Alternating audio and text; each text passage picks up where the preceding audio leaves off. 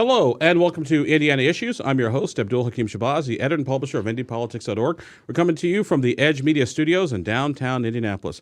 Well, today on Indiana Issues, we look back at 2018 and look prospectively at 2019. And to join us for this year in review and year in preview are our friends, Libertarian Brad Klopfenstein. Brad, thank you for being with us. Thank you, Abdul. Democrat Jamar Cobb-Denard. Jamar, thank you for being here. For sure. Eric Berman of Network Indiana and WIBC Radio. Eric, good to have you back in the chair. Good to be here. Thanks. And last but definitely not least, unless you ask the lovely Mrs. Fox, Joey Fox, well, former executive director of the Marion County Republican Party. Joey, thank you for being with us. Thanks, Abdul. Well, gentlemen, 2018, we had midterm elections, sex scandals at the Statehouse, mayors running, not running. So let's start with the big one. What would you say was the big story of 2018? Certainly the Democrats making some gains. Hamilton County in particular, they picked up a House seat, but on the other side, they also lost their only statewide office holder. So I think that those were the big gains, but the Democrats, I think, showed that they have a path to success. Jamar, what would you say was the big story of 2018, politically speaking? 2018 has been the year of the woman, whether it's a sex scandal involving a woman in the Me Too movement, or it's women getting into congressional office and office statewide. 2018 was the year of the woman. Eric? There's no way around it. If you're talking Indiana, the big story of the year was the Indiana Senate race. It was one of the nationally watched Senate races. It's a seat Republicans wanted to win back. They successfully won it back. You had, as a bonus, a barn burner of a primary heading into it. That's the top story for the year politically. Joey, what would you say was a... So I agree with Eric and disagree with Brad. Absolutely, the Senate race was where it's at. There was all this talk that there were going to be all these inroads from the Democratic Party made into Indiana, and we called that race like an hour and a half. After the first round of polls closed, the Mike Braun won. This is still a Republican state, and to Jamar's point, in the year of the woman, Republicans elected a team of 3 women to statewide office. This year, and while I appreciate what you're saying about the Democratic Party, Brad, which I don't know why you're defending them over there in the first place. We're going to take them over. Don't Switzerland worry. over here. That's what I thought, and then he starts defending them. But if you think about it, gentlemen, obviously, like I said, the midterms, we saw the Democrats, at the national level take back the House. We saw Mike Braun here win, as you can see on the screen there, here in Indiana over Joe Donnelly in that U.S. Senate race. But the one thing I thought was interesting is that for all the talk about people being angry and mad, upset, no incumbents lost, at the congressional level, and Republicans kept both the seats of Greg Pence and of Jim Baird. What does that tell you? That even though there was sort of this sort of national wave of other stuff going on, Indiana was, pretty reliable, pretty predictable. Well, in the case of Greg Pence and Jim Baird, it tells you those are extremely red districts. It would have been a thunderous upset if Democrats had won either of those. I think there is a real outlier aspect to Indiana. That wave that we saw elsewhere that primarily happened in swing districts and suburban districts or things that were both. Indiana doesn't have a lot of those. The suburbs are spread out across districts that have lots of red areas in them. The one seat that Democrats flipped, the Mike Delph seat in the state Senate, that's a suburban district that had been trending more Democratic. That was a seat Democrats could hope to gain, and they did. But you look at the congressional races, and again, we sort of went opposite to trends. Republican women were big losers. It was the year of the woman, but Republican women did very badly nationwide. But of the 13 who are left in the U.S. House, guess what? 2 of them are from Indiana. Now let me put Jamar through in here. What happened? Because it seemed weird that everywhere else, Indiana almost appears, like Eric said, as the outlier. Republican women lose across the state, lose across the country. They win in Indiana, but Democrats win. Just about everywhere. I think it's not nailed down except for Montana, Missouri, and a couple other places. But for Indiana, they just don't breach that firewall. This is a very red state, but I think we have to change our rhetoric just a bit. And instead of calling this a blue wave, it should be a blue riptide, because it's not happening where you can see it or where seats are starting to change hands. But when you look at the percentage of Democrats who are turning, or Republicans who are turning into Democrats, or the number of new Democrat voters in Hamilton County, specifically in the districts in Fishers and around Carmel, they're becoming more and more Democrat with the midterm elections. Also, we saw the same thing with Senator Jim Merritt's seat in the close race between he and Derek Kemp, and also with Brian Bosma and the closer race. It wasn't a close race, but it was she's getting within striking distance with Poonam Gill. So we didn't have a lot of seats changing hands, but what we saw were Democrats making advances. And Joe, let me get your response to that, because that was one of the things that I noticed that Republicans, while they celebrate a lot of victories on election night this past year, you're starting to see little spots of blue pop up in places. I mean, when a Democrat gets elected, like the Fall Township Creek Board in Hamilton County, it's like, all right, there's something going on here. Well, so sure, like when Republicans have controlled most of state government for the last 12 years, going on longer now, when you have absolutely nothing, anything you get starts to look like this big, event that's happening. And I would argue that it's not. This is still a Republican state. Are you going to see districts that sit more on the margins become more competitive? Sure, there's a pendulum effect that Eric can probably speak to more intelligently than I can. There's a pendulum effect here, but I would chalk a lot of that up to when Democrats have had nothing for so long. So now when we flip one seat in the Senate and take a caucus of 9 to a caucus of 10, it becomes this monumental participation trophy celebration. But don't forget, we used to have an O'Bannon as governor and a Bai as governor, and John Gregg as Speaker of the House, right? So the pendulum does swing the other way. And what I hear from young Republicans is they're upset with the Republican establishment who are resting on their laurels, thinking that it's not going to swing again. Let me get Brad here, because Brad, I want to get your perspective, particularly with our mutual friends up in Hamilton County, because a lot of them, speaking of, go to Jamar's point, got a major wake-up call on Election Day. And Laura Campbell, who's the chairman of the Hamilton County GOP, chairman at a GOP party at a breakfast, basically told the folks, like, guys, we can no longer take Hamilton County for granted, and we cannot assume that if you win in the primary, you will automatically win in the general election based on what we saw come out of Hamilton County. Yes, Republicans won, but a couple little things switched another way, and we got a different universe going on here. I would call that election tactics. When I ran the State Libertarian Party, we had a policy. In particular, I had a policy. I ran as many people as I could, because every one of those people had neighbors and friends and family who would come out and vote for them. But then they'd also probably vote for some other libertarians.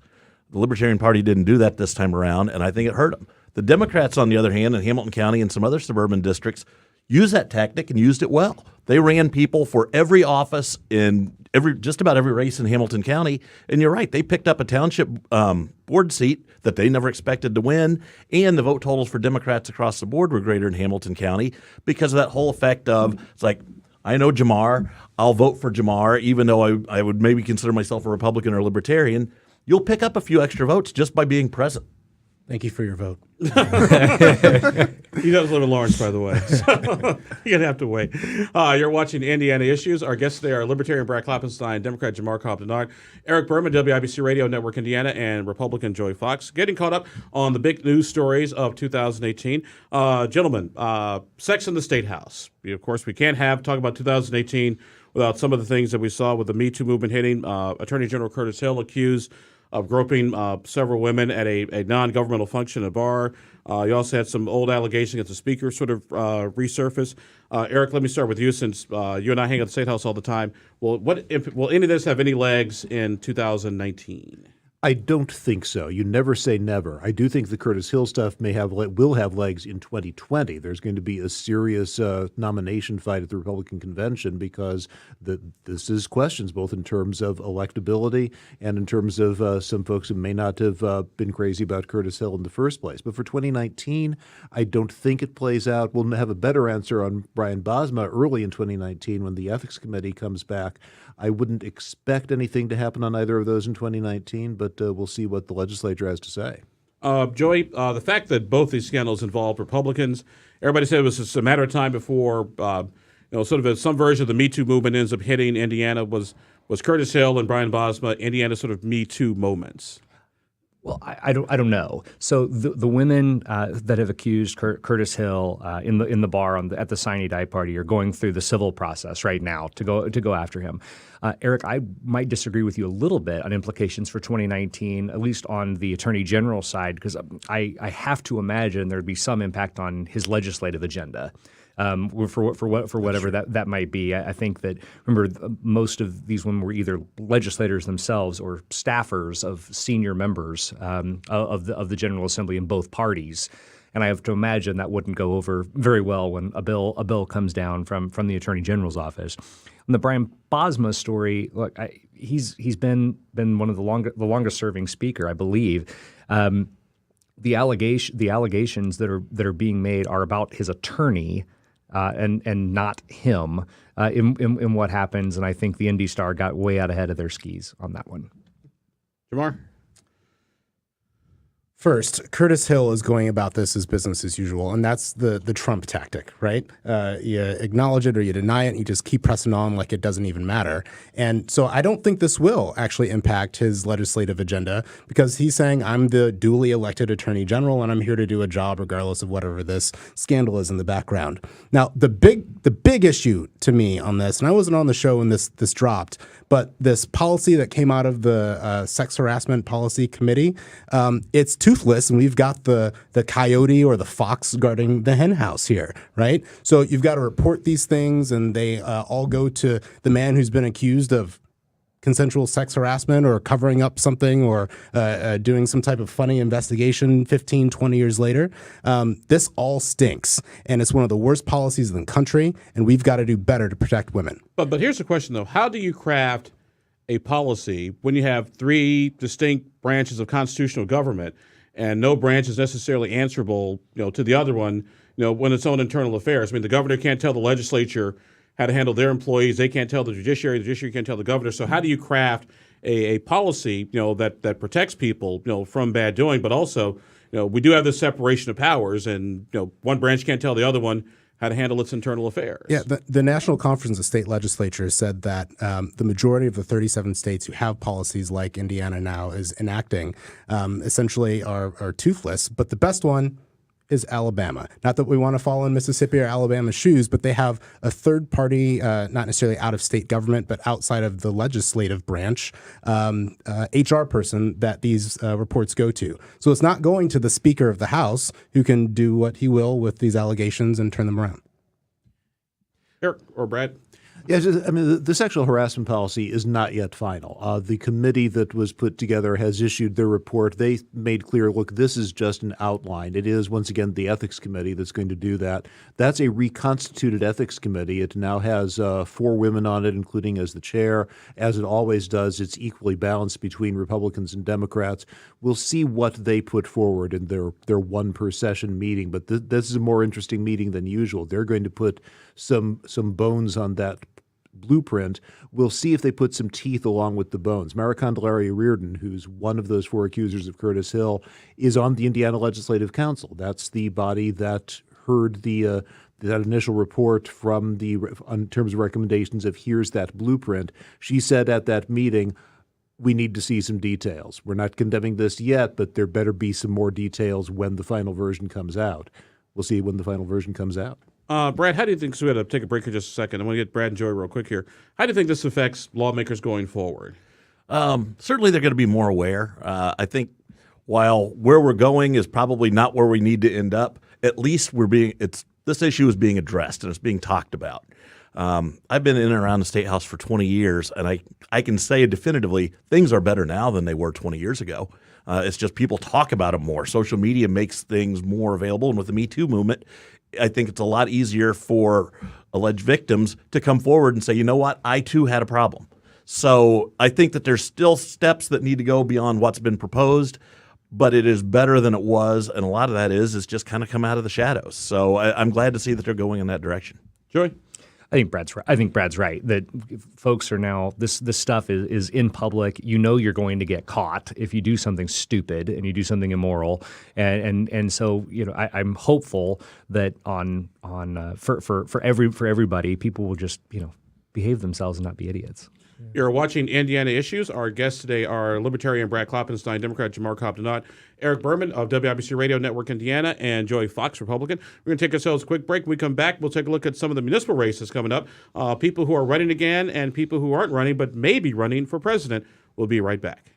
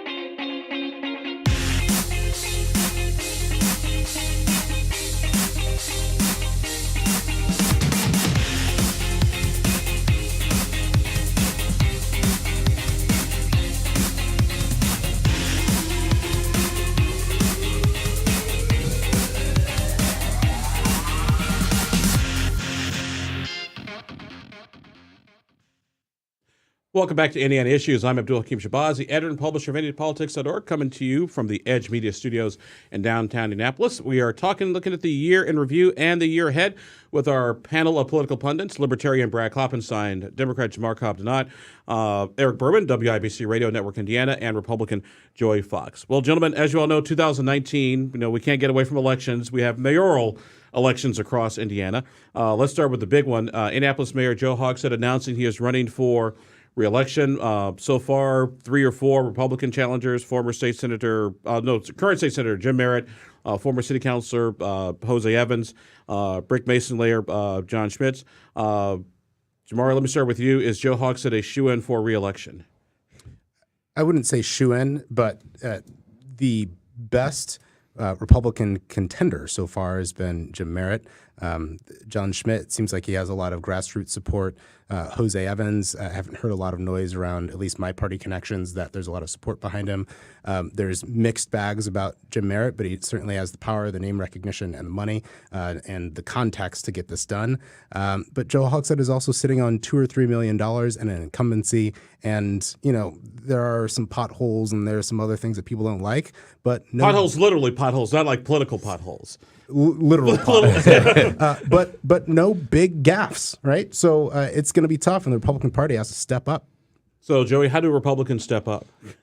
Just talk about Joe Hogsett's record. This should be pretty straightforward. No, I think you're right. It takes a lot to overcome a $3 million war chest when you're starting out at the beginning of the cycle. And Joe Hogsett, I think, enjoys being a candidate much more than he enjoys being mayor. And so I think that there's that dynamic that we have. But listen, we've got year after year of record-breaking homicides. More and more kids being taken from their families. We have a homeless and panhandling problem that is still not solved. Over the course, Monument Circle continues to feel dangerous to families trying to come downtown. You have potholes and street repairs. The mayor's been sitting on tens of millions of dollars that Jim Merritt and the state got for him a couple of years ago for road repair and for road work that he's saving to spend it all during an election year. To boost his chances. I think that there's a fine line of attacks to go, and I think that that's going to be the strategy moving forward for the party. Brad, where do you see this going? It's interesting because Jamar brings up a point. No, Jim Merritt is an incumbent. He's got $2-3 million in the bank, but Joe Hogsett. I'm sorry, Joe Hogsett. Jim Merritt doesn't have any money in the bank just yet. But I remember back in 2006, another mayor who had $3 million in the bank and was a 2-term incumbent and had a 60-something% approval rating. I think this year is going to be a good opportunity for Doug McNaughton, who's running as the Libertarian candidate for mayor.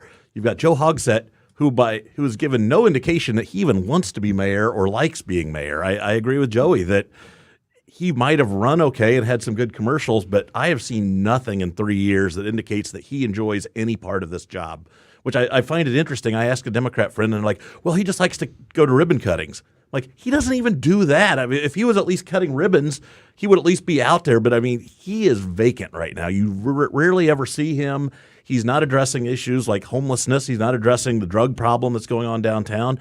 Heck, even the Dig Indy Tunnel that has Market Street closed downtown, they announced that that's going to go on for another year. None of these issues are being tackled. Jim Merritt, on the other hand, is a very nice guy and he's well known. I also think that that'll be his Achilles heel in this race. Greg Ballard won because nobody knew him. He didn't have a track record. He wasn't an insider. Jim Merritt is an insider's insider, and he has a long track record of being certainly a social conservative, which I don't think is going to play real well in Marion County. So I think there's plenty of opportunities for Libertarians this year. Eric, where do you see the Indianapolis mayor's race, at least in the early stages, going? Well, in the early stages, the Republicans need a nominee. Jim Merritt, I think, starts out as the favorite for exactly the reasons that you outlined. He's well known. He's got a long record in the Senate.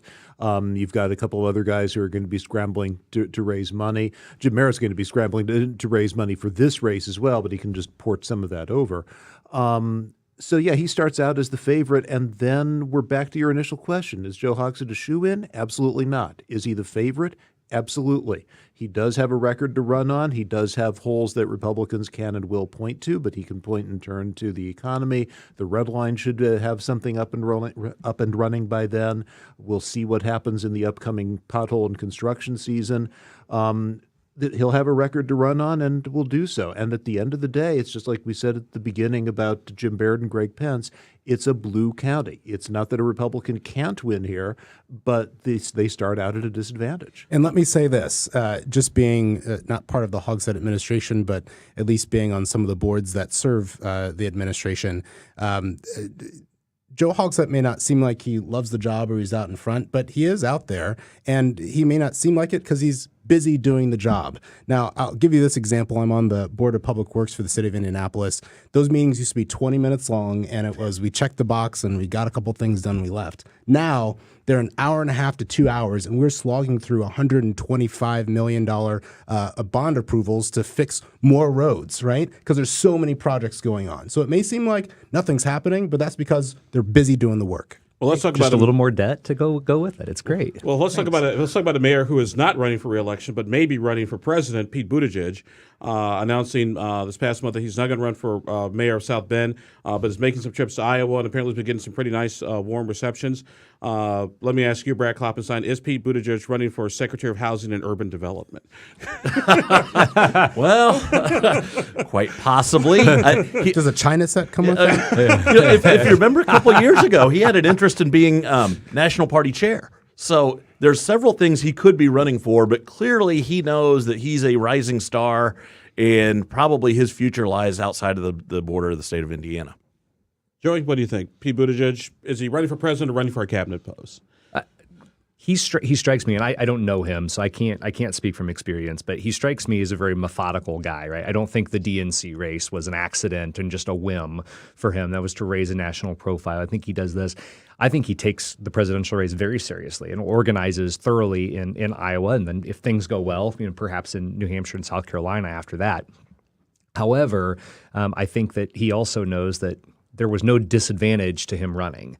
Right, he can go out and spend a year or two doing this, and then at the very least he gets a great book deal at the end of it. At the best case, he gets a show on MSNBC or a cabinet post or something like that here on out. But I think he absolutely takes it seriously. If I were working for somebody else in the Democratic primaries and organizing in Iowa, he would be somebody that I would have my eye on. But what do you think, Jamar? I would think that somebody like a Pete Buttigieg, a rising star in the Indiana Democratic Party, might be a potential contender for governor in 2020, a lot less so than maybe running for president. He could be. And, Joey, I don't see Pete Buttigieg as a media opportunist, as somebody who would run just to get additional media deals or money. He's really there to serve the people. And he said in the interview that was just on B-roll that a lot of the opportunities that have come his way have come by being in the right place at the right time and seizing on opportunities. But I also know that he's a strategist. And so stepping out of the mayor's seat because he's committed to doing that job well so that he could be open to other opportunities in the future, it's a good move for him, and we'll see what happens. So, Eric, at the end of the day, is this really about Pete Buttigieg running for president, or Pete Buttigieg and Mike Pence, sort of side by side on a stage in a vice presidential debate, which opens up a whole world of conversations? Look, Pete Buttigieg is a great candidate. Everyone from both parties who's ever watched him speak has said so. He is not going to be the nominee for president. He is not going to be the nominee for vice president. But he does absolutely Mark that raise his down, profile. everybody. Are we into the prediction segment Yeah, already? we've now marked that down, Eric. Yeah, for 2020, he has a future. But Mark Twain had the line, "Always tell the truth; it'll gratify some and astonish the rest." It's always gratifying and astonishing when somebody is completely candid about the political landscape. Pete Buttigieg talked to our friend Adam Wren for an interview a couple of weeks back and said, "Look, I don't want to be in the House. And it's always been questionable whether there's a path to statewide office in a red state. And after the election we just had, that path has gotten even scarcer. There just isn't a way forward other than, left unspoken, but we're seeing it now as he goes to Iowa, other than to take a shot at the national stage. He may not be on a national ticket, but if there's a Democratic administration, maybe he's in the cabinet." Got just a couple minutes left here, gentlemen. I want to make sure we get to our honorable mentions. Was there a story or event in Indiana that took place in 2018 that should have gotten more attention? Brad, we'll start with you. I will be brief on this one. I put a lot of thought into this question prior to our show today. I think the demise of print media is talking about it, but nobody's reading print media. So I think that probably is the biggest story that nobody's paying attention to. Jamar? Don't forget about the sex scandals, and I'm talking about the ones in the Marion County City County Council. Those are going to have an impact on who's running and why they're running for the council in 2019. That's right, two in both parties, because we broke the story about the first one. Mr. Berman. Two. Both of them have been covered, but probably not as much as they should be. Number one, I'm not sure people realize just what an upset it was for Jim Baird to win that primary for Congress. Outraised by other candidates in the race. He only raised $15,000. And let me, not to interrupt you, but this is what happens when you have out-of-state people put mailers together Meddle in who a have race. no clue as to what's going on. Say, he raised tax costs you an arm and a leg. By the way, the guy lost his arm in Vietnam. Exactly. But, you have to be a good enough candidate to be in position to take advantage of that, and Jim Baird was that, but nobody saw that one coming. The other one, which is, it's been 2 years and perpetually underrated, people do not appreciate the degree to which Mike Pence has influence in the national administration. There's an awful lot of the old Pence governorship personnel who are in key positions across Washington. Joy? I'm not sure we properly covered the dethroning, I guess, of Maggie Lewis as the president of the City County Council, and to show the fissures in the Democratic Party, that we could work with the Republicans and get Stephen Clay elected president, with the Republicans getting some committee chairmanships for a hot second there that it was. But it showed the inability of that caucus to organize, and the inability of that caucus to work with the mayor's office and with the Marion County Democratic Party. And so I think that dynamic is going to be very interesting going to next year to see what Mayor Hogsett does with his $3 million. And now, gentlemen, now it's time for our predictions. What is in your crystal ball for 2019? Brad will just go right around the table. All right. I think the Republicans have a great opportunity with supermajorities in both chambers of the House and Senate here in Indiana in the governorship. I predict they will squander it, and instead of reducing taxes and getting rid of regulations, they will increase both. Jamar? Joe Hogsett, mayor of Indianapolis. Most overlooked mayoral race going into the primary, Noblesville, Chris Jensen and Julia Church-Kozicki. Republicans will take the majority on the City County Council.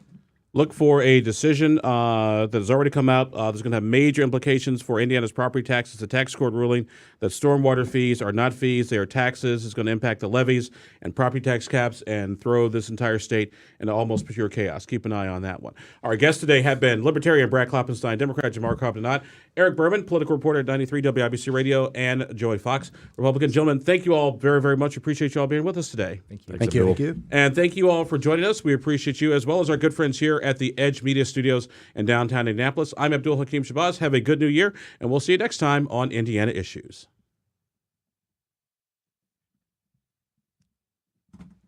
$28.50 right on the head. Nice. We're pros at